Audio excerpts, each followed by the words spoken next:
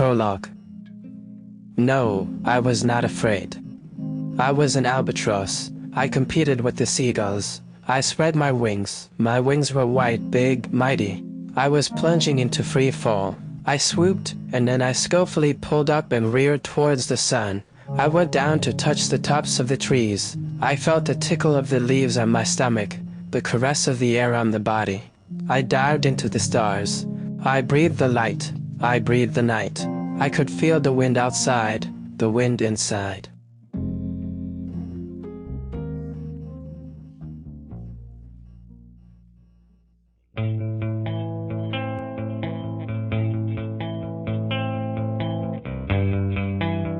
San Carrico di Ostia, June 13th, 1997. Dear Mrs. Kellerman, and so you won. It's been a year since I left, and exactly what you predicted has happened. You've become a respectable upper-class lady, and I'm slowly recovering. I owe my recovery, or perhaps I should say convalescence, to the care of a sweet nurse who keeps me prisoner in an enchanted castle. And in fairy tales a happy ending is a must. It is precisely to let you know that I am writing to you. Ariana and her parents are wonderful people. We are preparing the exam. You will be pleased to know this too, in the garden of their country house, completely surrounded by a tall hedge which isolates it from the road, and it is from here that I am writing to you. Beyond the hedge, only the bare hill and a dark patch of cypresses can be seen.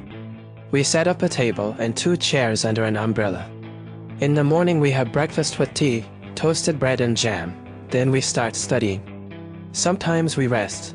I absorb the sun's rays lying on the grass, in absolute torpor, and recharge my batteries.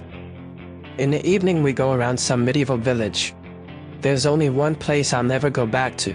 I'm not telling you which. In short, everything is perfect.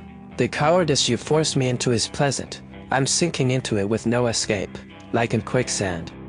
I lost a bet. I remember that there was a stake, and don't doubt it, I will pay off my debt as soon as possible. It is useless to probe the bottom of the indecipherable sadness that undermines all my joys. There is a lack of meaning in these hours of grazing light and lone shadows. The dream is missing, the sense is missing, but they tell me it is not important. June, as you know, is my favorite month, a full and hot month, swollen with vital juices. The meaning of this month is summed up for me in the smell of jasmine in full bloom, a smell that stuns. It's like a promise. It's a pity that it is then supplanted by the useless July, by the stupid and noisy August. Now that the waiting of adolescence is over, I realize that I have been waiting for something infinitely emptier than waiting. You'll tell me that it's like Leopardi's Saturday in the village, but you know how I think. Knowing things in advance is useless. Only what you discover personally counts. And I find out it now. Living is only for living, that's all. What I still fail to understand is how one can take comedy seriously. I wasn't deceiving myself, ma'am. The world of adults is necrophilic. It loves the macabre cosmetics of the corpse. It wants us dead but presentable. We are already in the wax museum. What to tell you, my soul? If you've forgotten who you are, I still can't forget who I am. After you I no longer had any imminent creed. I can only survive with vulgar magician's tricks. It is precisely the people who are closest to us who can understand us least. When they laugh at the chicken fights we try. When, for our own good, they bar us from accessing dreams. We should be brave enough to give them up to remain faithful to our dreams. But it's difficult. I no longer have this courage. I had it once, as you may remember, and if you'll pass me the metaphor, I haven't yet finished picking up my pieces from the toilet bowl. I chose not to choose. I let myself live next to the people who love me and I keep them at bay, away from the intimate sphere. There are truths of such a desperate delicacy that it hurts to confess them even to oneself, without the need for the obtuse derision of others, or worse, their compassion. And there are feelings that cannot be expressed in words. All that remains is the inarticulate cry, or silence. Yours forever, Emmanuel. P.S. Wish you were here, in my arms. to show you how I'm forgetting you.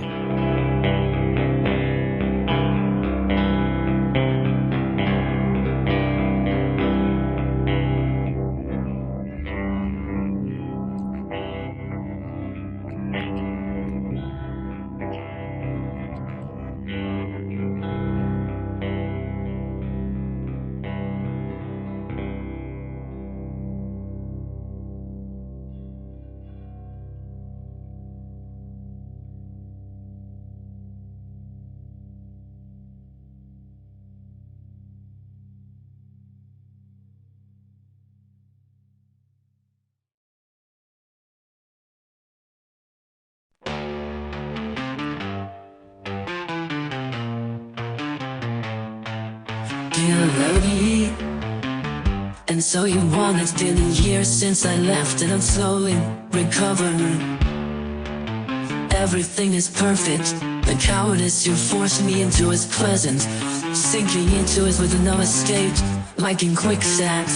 Now that the waiting of adolescence is over, I've realized that I have been waiting for something infinitely emptier than waiting. Living is only for living, that's all. What I still fail to understand is how one can take comedy seriously.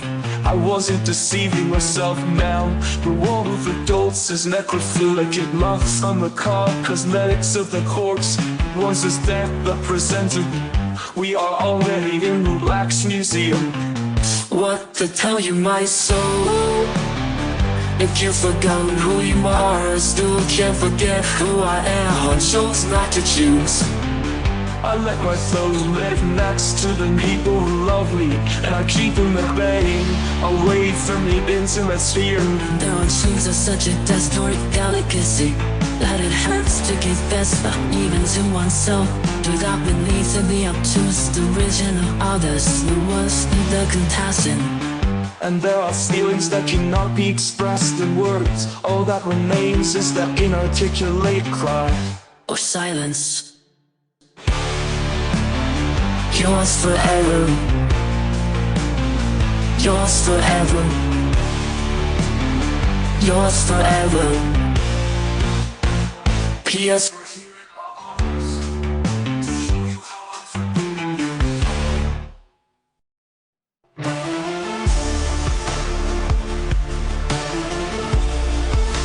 Wish you were here in my arms to show you how I'm getting.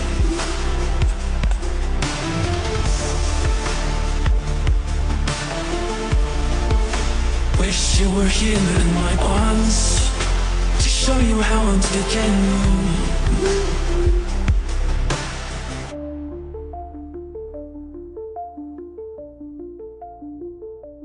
Wish you were here in my arms to show you how I'm forgetting you.